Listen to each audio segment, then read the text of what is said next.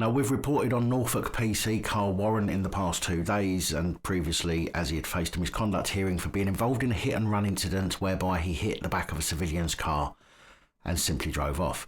He initially had all criminal charges dropped, and yesterday had his misconduct charges dropped against him, even though his colleague PC Ryan Hargrave was found guilty of misconduct last year and issued with a written warning for failing to report the incident himself.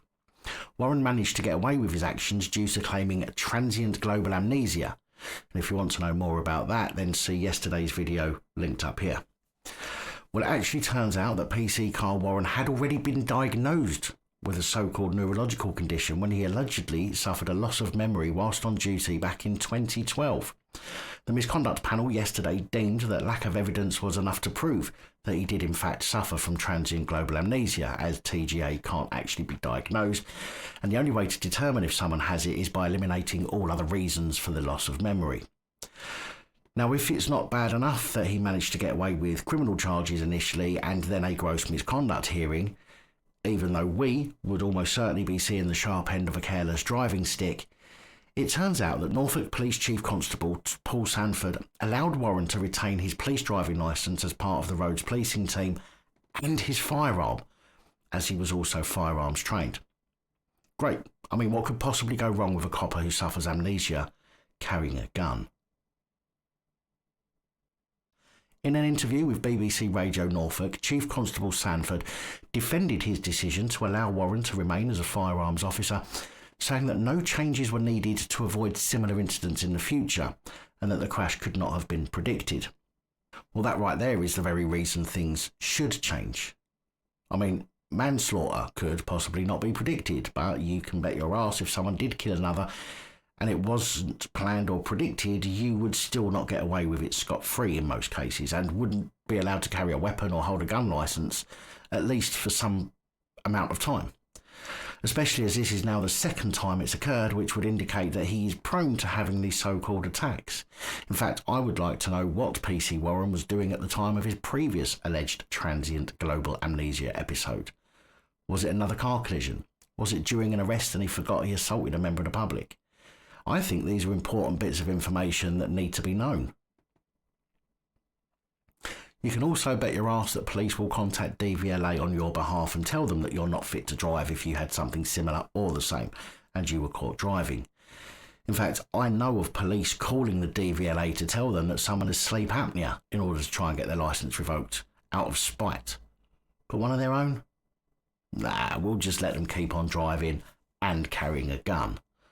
In fact, a neurological consultant at Warren's misconduct hearing told the panel that the incident occurred in 2012 was unexpected. The chances of it ever happening again were expected to be vanishingly low, and it didn't happen again. Yet, he said he didn't happen again. This time, allegedly, he didn't have a TGA, as the neurological consultant said. What subsequently happened was the officer had an epileptic seizure. These were two very different events, claiming that after the event in 2012, Warren was fully checked out by doctors and cleared by experts, which for something that can't actually be diagnosed seems a bit fucking stupid to me.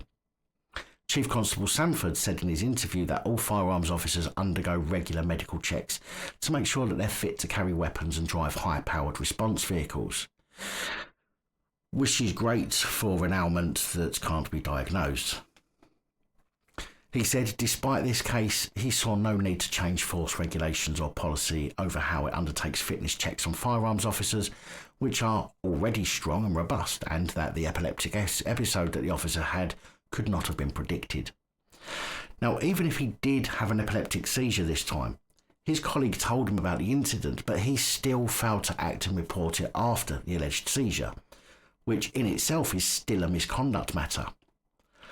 The independent disciplinary panel accepted evidence from consultant neurologist Dr. Pablo Garcia Reitboek, who concluded at the time of the 2022 crash the officer would not have been aware of his surroundings, but yet was completely aware enough to continue to drive and completely aware enough to not report the incident after he had been told it had happened by his colleague, who subsequently did receive misconduct punishment.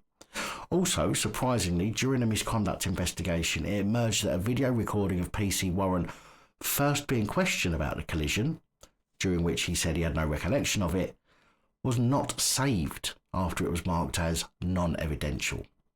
So a hit and run, failure to report, and it was marked as non-evidential. Yeah, okay then. Thankfully, Warren did have his licence to drive revoked this time. However, if the doctors, as they say, knew it was epilepsy this time, then why did they continue with the transient global amnesia story?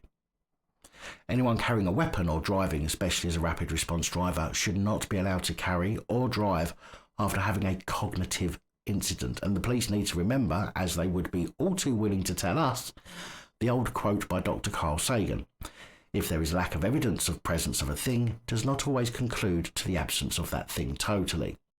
In other words, the absence of evidence is not the evidence of absence. Therefore, not being able to find evidence of a fault with Warren does not mean that he didn't have one, and should have been dealt with in such a manner as if there was something wrong. If you found this report informative, please give us a thumbs up and share your thoughts in the comments. Don't forget to share, and please don't forget to subscribe and hit that bell button for more updates. And we'll see you in the next video.